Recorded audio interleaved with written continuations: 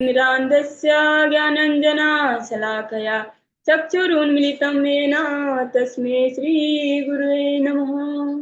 वन्देऽहं श्रीगुरो श्रीयुतपदकमलं श्रीगुरुन् वैष्णवांस श्रीरूपं साग्रजातं सहगण रघुनाथान्वितं तं सजीवं सावधूतं सावधूतं परिजनसहितं कृष्णचैतन्यदेवं श्री राधा कृष्ण पदान् सहगण ललिता श्री विशाखान्विताश्च नमो महावदन्याय कृष्ण प्रेम प्रदायते कृष्णाय कृष्ण चैतन्य नामने गौरतुसे नमः।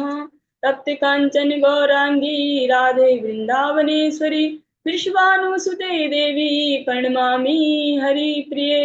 हे कृष्ण करुणा सिंधु दीनबंधु जगतपते गोपेश गोपिका कांते राधा कांते नमस्तुते। वृंदाय तुलसीदेव्ये प्रियाय केशवस्य च कृष्ण भक्ति पदे देवी सत्यवते नमो नमः। वाञ्छाकल्पतरुभ्यश्च कृपा सिन्धुभ्येव च पतितानां पावनेभ्यो वैष्णवेभ्यो नमो नमः। जय श्री कृष्ण चैतन्य प्रभु नित्यानंद श्री अद्वैत गदाधर शिवासादि गौर भक्त वृंद। हरे कृष्ण कृष्ण कृष्ण हरे हरे हरे राम राम राम हरे हरे। सर्वप्रथम भगवान के अभिन्न प्रकाश विग्रह परम आराध्य गुरुपाद पद्म त्रिदंडी स्वामी अष्टोत्तर सहस्र श्रीमद् भक्ति प्रसाद विष्णु गोस्वामी गुरु महाराज के चरण कमलों में कोटि कोटि दंडवत ज्ञापन करते हुए उनकी अहेतु की कृपा की प्रार्थना करती हूँ। वे हम पे कृपा करें ताकि निज कर्ताभिमान भाव को छोड़कर केवल उनकी वाणी के वाहक के रूप में अपना परिचय दे सके। तत्पश्चात परम गुरुदेव नित्य लीला परविष्ट श्री श्रीमत भक्ति दैत माधव गोसाई महाराज जययुक्त हों। परमेष्ठ गुरुदेव जगत गुरु भक्ति सिद्धांत सरस्वती ठाकुर प्रपाद जययुक्त हों। समस्त गुरु परम्परा जययुक्त हों। श्रीमद नित्यानंद प्रभु जययुक्त हों। युगा अवतार चैतन्य महाप्रभु जययुक्त हों। वृंदावन विहारी राधा गोपीनाथ भगवान जययुक्त हों। भगवान के समस्त नाम भगवान के समस्त धाम भगवान के समस्त पार्षद जययुक्त हों। हम पे कृपा वर्षण करे ताकि हमारी हरि नाम में हरि गुरु वैष्णव सेवा में जो रुचि उत्पन्न हो सके। तत्पश्चात मैं अपने शिक्षक गुरुओं को दंडवत ज्ञापन करती हूँ। वे हम पे कृपा करे ताकि इसी तरह गुरु वैष्णव के सानिध्य में हमारा आध्यात्मिक जीवन आगे बढ़ सके। आज की प्रातःकालीन कक्षा को प्रारंभ करते हैं।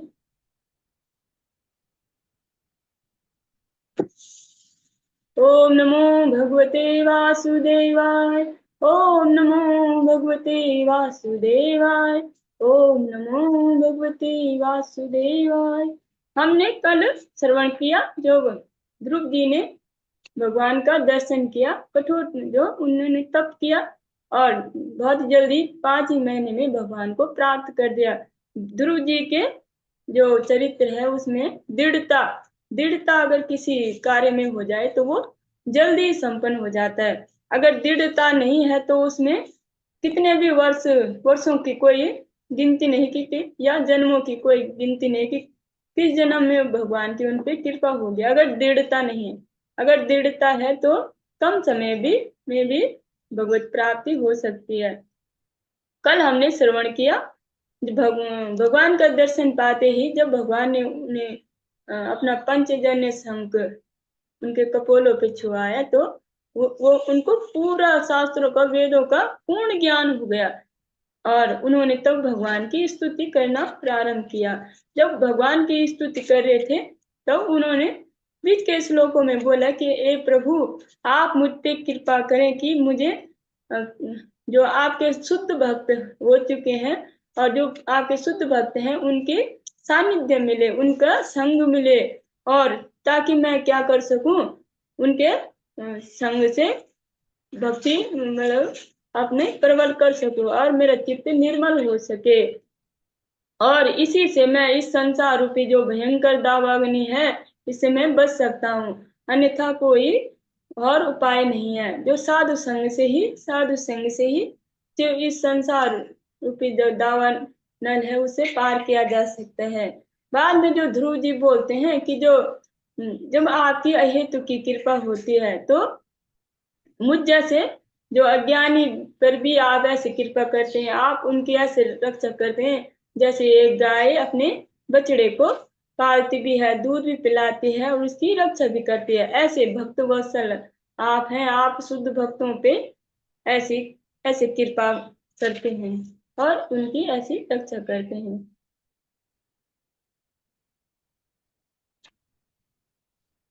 और ध्रुव जी बीच के श्लोकों में ये बोलते हैं कि आप जो आपकी अहेतु की भक्ति करते हैं, जो बिना काम निष्काम भक्ति करते हैं, तो उनको अगर कोई राजपद भी दिया जाए तो वो उसे भी ठुकरा देते हैं क्योंकि उनको तो सर्वश्रेष्ठ भगवान की भक्ति मिल चुकी है, इसलिए वो उसे ठुकरा देते हैं।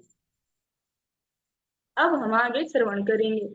हम श्रवण करेंगे चतुर्थ स्कंद का 9वां अध्याय का 18वां श्लोक। मैत्रेयवाच अथाभीष्टुत एवं वे सत्संकल्पेन धीमिता वित्यानुरक्तो भगवान पति न भेदम अब्रवीत। मैत्रेय मुनि ने आगे कहा, हे विदुर, जब सत्य विचारों से पूर्ण अंतःकरण वाले ध्रुव ने अपनी प्रार्थना समाप्त की तो अपने भक्तों तथा दासों पर अत्यंत दयालु श्री भगवान ने उन्हें बधाई दी और इस प्रकार कहा। श्री भगवान वाचः वेदाहं ते व्यवस्थितं यदि राजन्य बालकः तत्प्रच्छामि भद्रं ते दुरापम् अपि सुव्रतः। श्री भगवान ने कहा, हे राजपुत्र ध्रुव, तुमने पवित्र व्रतों का पालन किया है और मैं तुम्हारी आंतरिक इच्छा भी जानता हूँ। यदि तुम्हारी इच्छा अत्यंत महत्वाकांक्षी है और उसे पूरा कर पाना अत्यंत कठिन है, तो भी मैं उसे पूरा करूंगा, तुम्हारा कल्याण हो। इसको एक बार दोबारा श्रवण करेंगे। जो श्री भगवान बोल रहे हैं कि हे जो ध्रुव, तुमने पवित्र व्रतों का पालन किया है और जो आपने व्रत किए हैं तब के वो पवित्र व्रतों का आपने पालन किया है और मैं तुम्हारी आंतरिक इच्छा जानता हूँ। क्योंकि जब वो तपस्या के लिए निकले थे तो उनको तो भगवत प्राप्ति की इच्छा नहीं थी। उनको क्या इच्छा थी कि मैं जो जो मेरे दादा हैं, परदादा हैं, जो उनको भी पद प्राप्त नहीं है, मैं उनसे भी बड़ा पद प्राप्त करूंगा। और ऐसे जो उनकी आंतरिक इच्छा, इस इच्छा को रख के उन्होंने तप किया था। तो भगवान तो जानते हैं, हम चाहे कितना भी बोले कि हम तो भगवान की भक्ति करते हैं, भगवान से प्रेम के लिए, अहेतु की भक्ति के लिए हम करते हैं, लेकिन हमारे आंतरिक हृदय में क्या इच्छाएं, क्या लोभ है, क्या अभाव है, भगवान उसको ही पहले पूरा करते हैं। और क्योंकि बिना अभाव, अगर अभाव नहीं है तो भगवान की शुद्ध प्रेम भक्ति हो जाते, लेकिन अभाव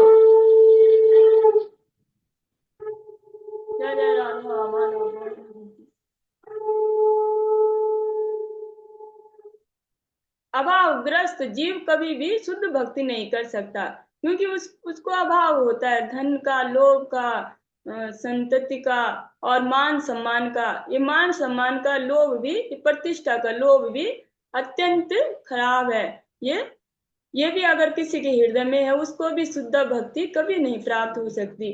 तो भगवान जो जो उसके जो जिस चीज के हृदय में, भगवान उसको भर भर के देते हैं, पहले उसको ही देते हैं। और वो कोई तो पचा लेते हैं भगवान के हेतु की वो करके और बोलते हैं भगवान हमें कुछ नहीं चाहिए, सिर्फ आपका प्रेम चाहिए, आपकी अहेतु की भक्ति चाहिए, और कुछ उसी में खो जाते हैं और भगवान के भूल जाते हैं, भगवान की भक्ति को मतलब सेकेंडरी उसमें रखते हैं और प्राथमिकता देते हैं वो जड़ सुख के लिए। जो जड़ सुख के साधन होते हैं उनको प्राथमिकता देते हैं इस तरह से।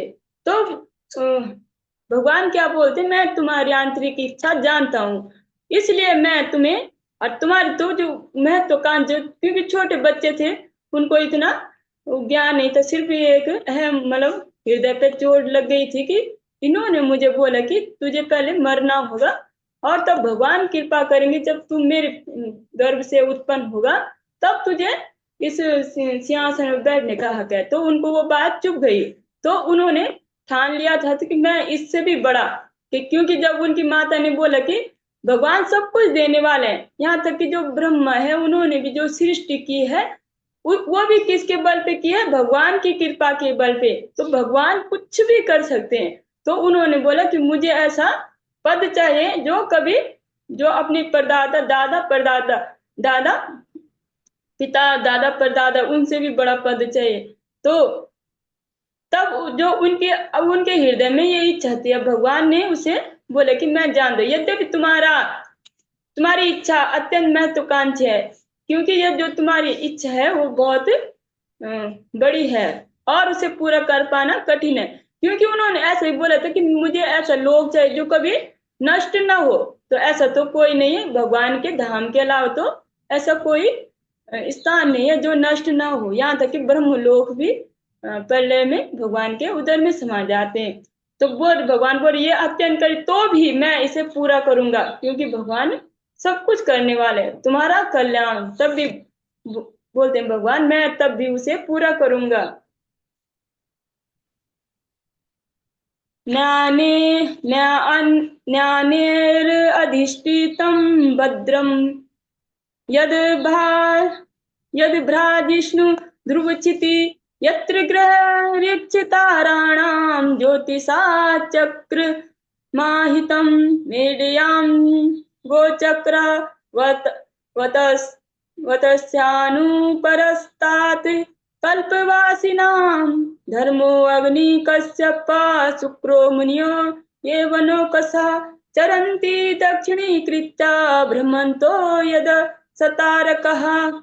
श्री भगवान ने आगे कहा, हे प्रिया ध्रुव, मैं तुम्हें ध्रुव नामक दीप्तिमान ग्रह प्रदान करूंगा जो कल्पांत में प्रलय के बाद भी अस्तित्व में रहेगा। अभी तक उस ग्रह में किसी ने राज्य नहीं किया और तथा वह समस्त सौर मंडल ग्रहों तथा नक्षत्रों से घिरा हुआ है। आकाश में सभी ज्योतिषिक इसी ग्रह की प्रदक्षिणा करते हैं। जिस प्रकार की अनाज को कूटने हेतु सारे बैल एक केंद्रीय लट्ठे के चारों ओर चक्कर लगाते हैं, धर्म अग्नि कश्यप शुक्र जैसे ऋषियों द्वारा बसाए गए सभी तारे ध्रुव तारे को अपने दाईं ओर रखकर उसकी परिक्रमा करते हैं, जो दूसरों से विनिष्ट हो जाने पर भी इस प्रकार बना रहता है। जो भगवान ने बोला मैं आपको ऐसा लोक प्रदान करूंगा जो कभी नष्ट न हो, प्रलय काल में भी नष्ट न हो।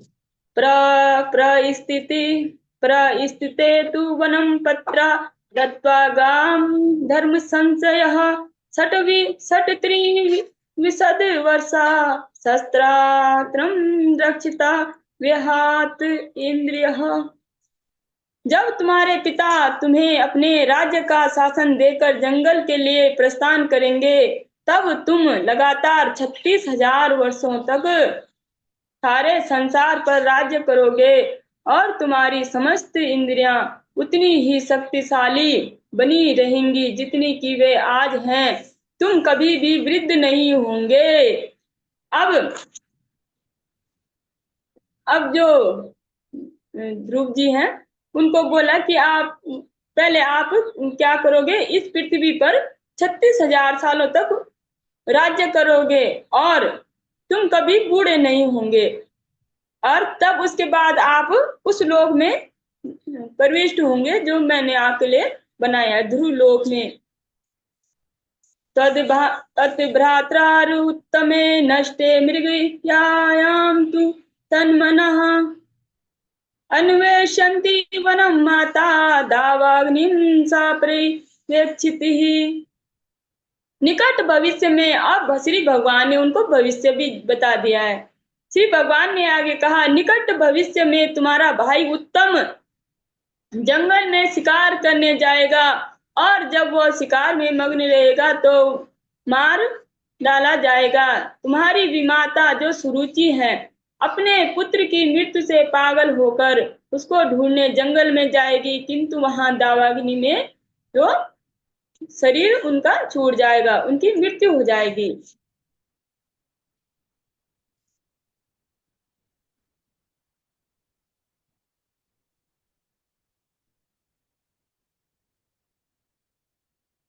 इष्टावा माम यज्ञ हृदम यज्ञ पुष्कल पुष्कल दक्षिणे भुक्ता चेहासिसा सत्या अन्ते माम संस मरीष्यसि। श्री भगवान ने आगे कहा, मैं समस्त यज्ञों का हृदय हूँ।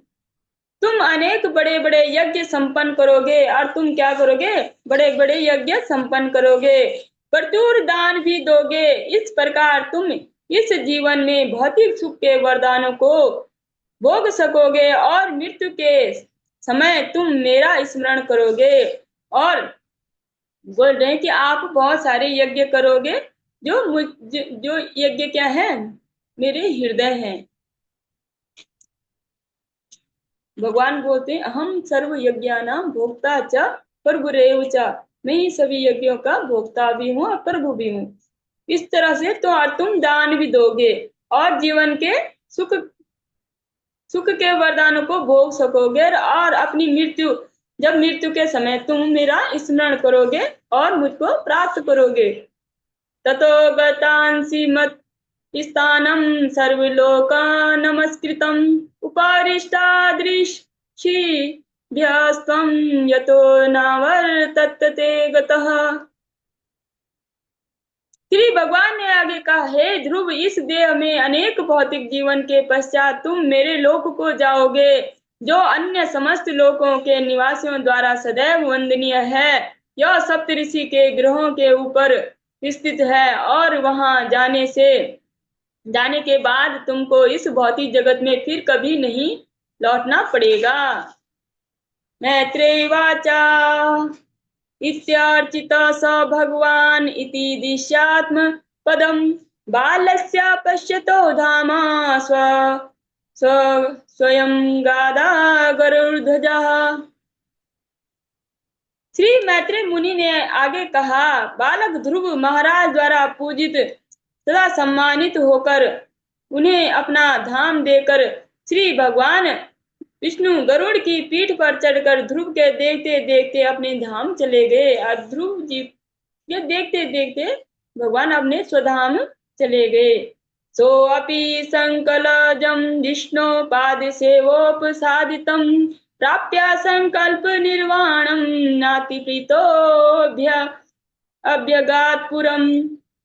श्री भगवान के चरण कमलों की उपासना द्वारा अपने संकल्प का मनोवांछित फल प्राप्त करके भी ध्रुव महाराज अत्यधिक प्रसन्न नहीं हुए। तब वे अपने घर चले गए, लेकिन जो उनको प्राप्त था वो उससे ज्यादा प्रसन्न नहीं हुए, क्योंकि वो तो क्या चाहते थे, वो तो चाहते थे भगवान की अहेतु की भक्ति, लेकिन जो उनके हृदय में जो वांछा थी वो उसकी वजह से उनको जो जो वो चाहते थे वो पूर्ण हुआ। लेकिन उन्होंने तब भी निरंतर जो शासन भी किया, लेकिन भगवान की भक्ति कभी नहीं छोड़ी, निरंतर भगवान की को स्मरण करते रहे। इस तरह से, क्योंकि भगवान क्या नहीं दे सकते,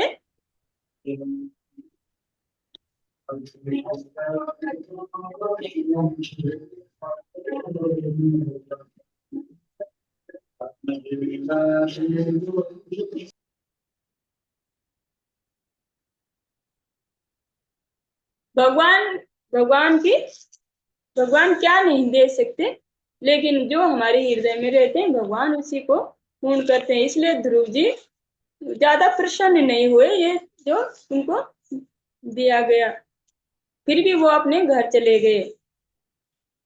ये सब प्राप्त हुआ उनको गुरुदेव की कृपा से। यस्य प्रसादात भगवत प्रसादो यस्य प्रसादान गति कुतो अपि।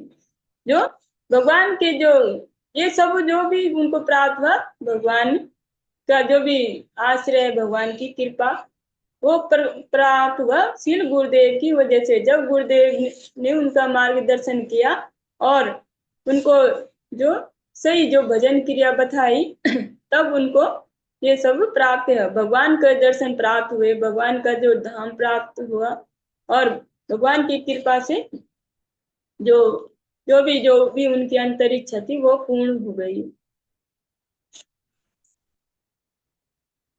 विदुरोवाच सुदुर्लभं यत्परं पदं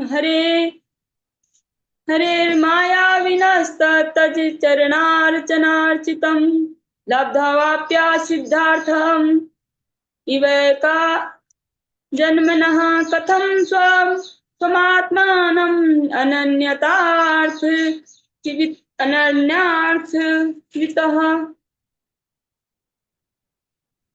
विदुर ने पूछा, हे ब्राह्मण, श्री भगवान का धाम प्राप्त करना बहुत कठिन है। इसे केवल शुद्ध भक्ति से ही प्राप्त किया जा सकता है, क्योंकि अत्यंत वत्सल तथा कृपालु श्री भगवान केवल उसी से प्रसन्न होते हैं। ध्रुव महाराज ने इस पद को एक जीवन में प्राप्त कर लिया और वे भी बुद्धिमान और विवेकी, तो फिर वे प्रसन्न क्यों नहीं हुए। अब विदुर जी बोल रहे हैं कि जब उन्होंने तो भगवान का धाम भी प्राप्त कर लिया, इतने जो जो किसको जो किसी को प्राप्त भी न हो सके ऐसा लोग भी प्राप्त, फिर भी वो प्रसन्न क्यों नहीं हुए।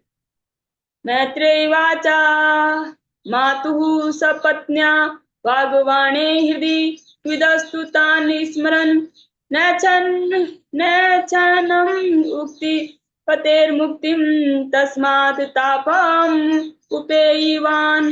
मैत्रेय मुनि ने उत्तर दिया, ध्रुव महाराज का हृदय जो अपनी विमाता के कटु वचनों के बाणों से विद हो चुका था, अत्यधिक संतप्त था। अतः जब उन्होंने अपने जीवन का लक्ष्य निर्धारित किया तो वे जब उनके दुर्व्यवहार को नहीं भूल पाए थे। उन्होंने इस भौतिक जगत से वास्तविक मोक्ष की मांग नहीं की, वरन अपनी भक्ति के अंत में पूर्ण पुरुषोत्तम भगवान उनके समक्ष प्रकट हुए तो भी अपनी उन भौतिक याचनाओं मांगों के लिए लज्जित थे जो उनके मन में थी। अब उनको पश्चाताप हो रहा है कि मेरे हृदय में इतनी क्यों थी ये इच्छाएं, क्यों मुझे जो अपनी विमाता के उनके वचन इतने ज्यादा चुभ गए और ये भौतिक इच्छा मेरे हृदय में क्यों रही। अगर नहीं रहती तो मैं भगवान को प्राप्त कर लेता और भगवान के साथ चला जाता। वो ऐसा उनको ग्लानि हो रही है। जो ध्रुव जी हैं, जो प्रहलाद जी हैं, उनके जो चरित्र दोनों ही उत्तम है, श्रेष्ठ है। और लेकिन जो ध्रुव जी का जो चरित्र है वो हमें सिखाता है कि हमें शुद्ध मन के साथ भगवान की भक्ति करनी चाहिए। और क्योंकि जो हृदय में तब तो बार बार ऐसा अवसर आएगा नहीं, जो हमारे हृदय में रहेगा वही भगवान उसे ही पूरा करेंगे। तो धीरे धीरे करके भगवान से जो भगवान का प्रेम, भगवान के जो शुद्ध भक्तों की संगति मांगे, क्योंकि शुद्ध भक्तों के संगति में ही हम शुद्ध भक्ति सीख सकते हैं और गुरु वैष्णव कृपा से ही हम हो सके। नहीं तो अपने आप में हमारा इतना बल नहीं है कि हम शुद्ध भक्ति की जो शुद्ध भक्ति को सीख सके, शुद्ध भक्ति कर सके।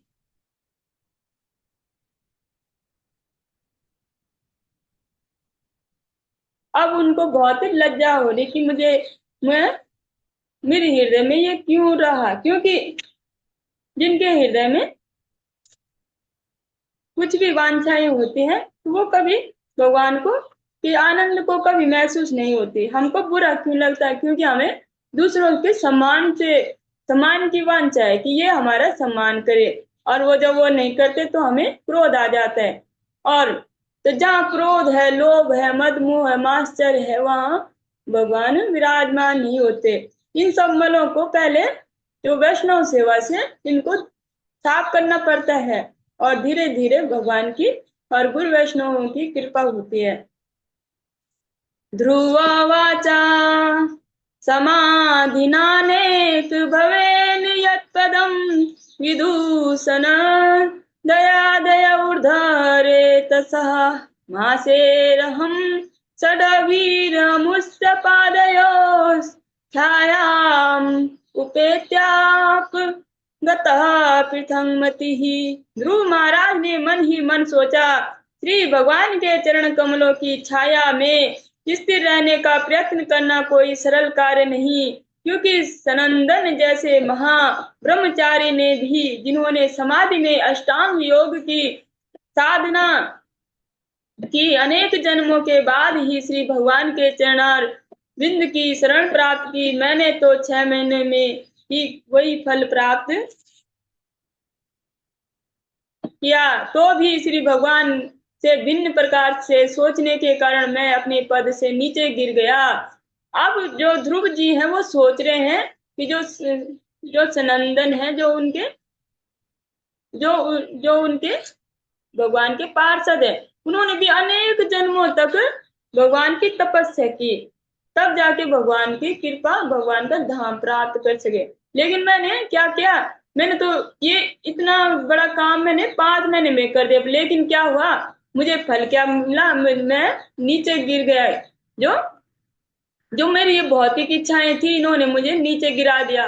मैं तो क्या नहीं प्राप्त कर सकता था, भगवान की कृपा, भगवान का प्रेम, भगवान की जो साधु की संगति, ये थी उनकी इच्छा। जब उनका हृदय निर्मल हो चुका था, तब तब भगवान के निरंतर नाम जब से ही हृदय पवित्र होता है, तभी हम समझ पाते हैं हम मांग क्या रहे हैं भगवान से, अगर इनका क्या लाभ है। और ये तो कष्टदायक ही होंगे और भगवान से दूर करने वाले ही होंगे, तो हम ये मांग क्या रहे, ये तो सेवक केवल निरंतर भगवत नाम और वैष्णव सेवा से ही संभव है। नहीं तो पहले पहले तो सभी की भगवान ये कर दे, हमारा वो कर दे, ऐसे ही सभी चाहते हैं। तो इससे क्या होता है, धीरे धीरे हम क्या होते हैं, जो हमारे मेन गोल है उससे हम च्युत हो जाते हैं। तो उसे अब जो ध्रुव महाराज क्या करें, गिलानी करें कि मैंने इतने कठोर तपस्या किया, मिला क्या मुझे, ये जो मतलब राज्य और जो मेरे हृदय में थी कि मैंने सबसे बड़ा पद चाहिए मुझे, वो वाला वो मिला मुझे, लेकिन भगवान के जो शुद्ध भक्त है उनकी संगति तो मिली नहीं। अहो वता मम नाट्यम मद मंद भाग्यस्य पश्यत मदाच्छिदं पादमूला गत्वा याचे यदन्तव यदन्तवत्। अहो जरा देखो तो मैं कितना अभागा हूँ, मैं उन श्री भगवान के चरण कमलों के पास पहुंच गया, जो जन्म मरण के चक्कर की श्रृंखला को तुरंत काट सकते हैं, किंतु फिर भी अपनी मूर्खता के कारण मैंने ऐसे वस्तुओं की याचना की जो नाशवान हैं। ये उनकी जो ये उनकी क्या है, दैन्यता है। ध्रुव महाराज तो बड़े ही भागवत हैं, लेकिन वो दैन्यता है उनकी, और वो हमें सिखा रहे हैं कि जब भगवान की भक्ति करनी है तो ये जो हम मांगते हैं ये तो फ्री में ही मिल जाएंगे। अगर अहेतु की भक्ति करेंगे तो भगवान तो किसी को भूखा नहीं रहेंगे, और जो भगवान का किसी को मान सम्मान की तो भगवान देते हैं, लेकिन जब उसे लेते हैं तो उसे ऐसा स्वीकार नहीं करना कि हाँ ये मुझे मिल रहा है, ये अपने जो श्रेष्ठ जन है उनको अर्पित कर देना है कि इनकी कृपा से मिल रहा, हमारी तो कोई ऐसी कोई हमारी योग्यता थी नहीं, तो उनको हम समर्पित करते हैं, तो इन चीजों से हम बच जाते हैं। नहीं तो इनमें ही फंस कर हम क्या हो जाते हैं, भगवान की प्रेम और भक्ति से हम दूर हो जाते हैं। तो उसी तरह ध्रुव जी भी बोल रहे हैं कि मैं क्या हूँ, मैं कितना मूर्ख हूँ, मैंने ऐसी वस्तुएं की याचना की जो नाशवान हैं, और जो उनका धाम भी है वो भी नाशवान नहीं है। लेकिन वो बोल रहे कि जब भगवान मेरे सामने आए गए थे, मैंने उनका जो शुद्ध भक्तों की संगति और क्या भगवान की प्रेम भक्ति ये भगवान दे सकते थे, लेकिन मैंने क्या मांगा, ये जड़ सुखी मांगा।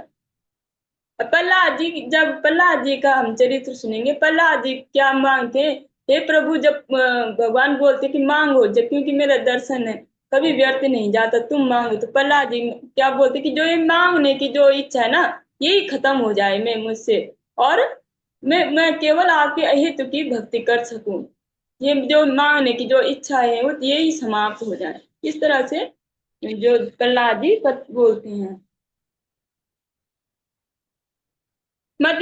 मतिर्विदूषिता देवे पतभिरस सहिष्णुभिः यो नारदा वचस्तस्थं ना नाग्राहि सम असत्तमम्।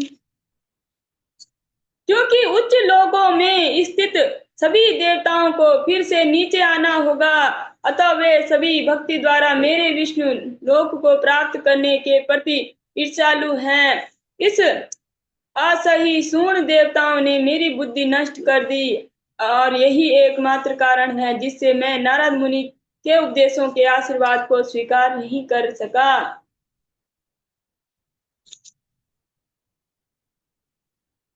देवीं मायामुपाश्रित्य परिसुप्ता इव भिन्नदृक् तप्ते द्वितीयाप्यस्यति भ्रातृव्यहिताद्रुजः।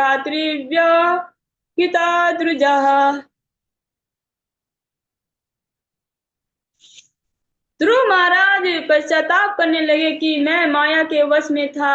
वास्तविकता से अपरिचित होने के कारण मैं उनकी गोद में सोया था।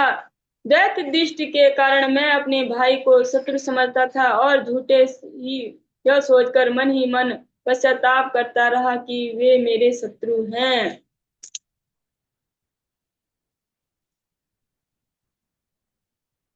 माये माये तद प्रार्थातिं व्यर्थं चिकित्सेव गतायुषि प्रसाद्य जगतात्मानं तपसा दुष्प्रसादनं भवचिदं मया चेहं भवभाग्य विवर्जितः। श्री भगवान को प्रसन्न कर पाना अत्यंत कठिन है, किंतु मैंने तो समस्त ब्रह्मांड के परमात्मा को प्रसन्न करने करके भी अपने लिए व्यर्थ की वस्तुएं मांगी। मेरे कार्य वैसे ही हैं जैसे पहले से मृत हैं, ऐसे व्यक्ति का उपचार करना। जरा देखो तो मैं कितना अभागा हूँ कि जन्म तथा मृत्यु की शंकरा को काटने में असमर्थ परमेश्वर से साक्षात्कार कर लेने पर भी मैंने फिर भी उन्हीं दशाओं के लिए पुनः प्रार्थना की।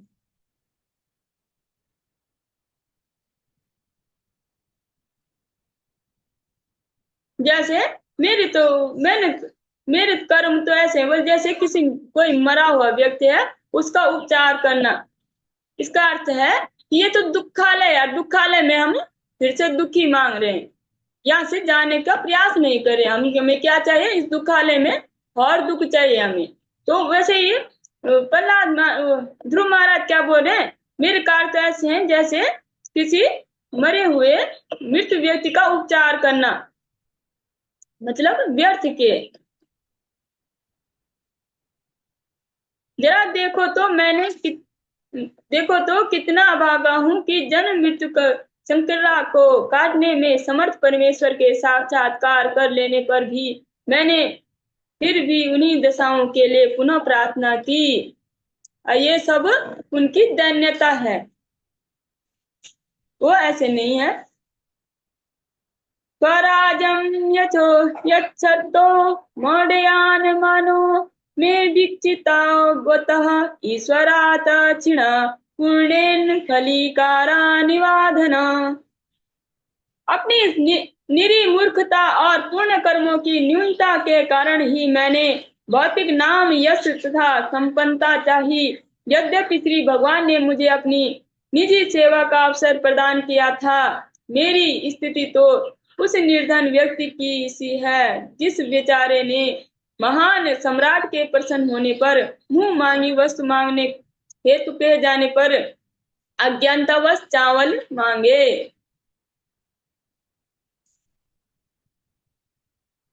यहाँ पे जो ध्रुव जी और जो वैष्णव हमें बार बार कथा भी सुनाते हैं कि एक बार जो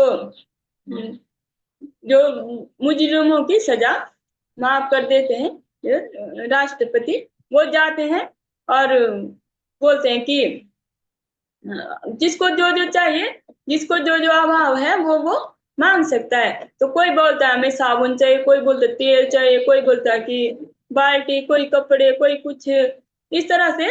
और एक बोलता है कि मुझे, एक चुप था, उसको उसने बोला कि आपको क्या चाहिए, तो उन्होंने बोला कि मुझे क्या चाहिए, मुझे ना, मुझे यहाँ से आजादी चाहिए।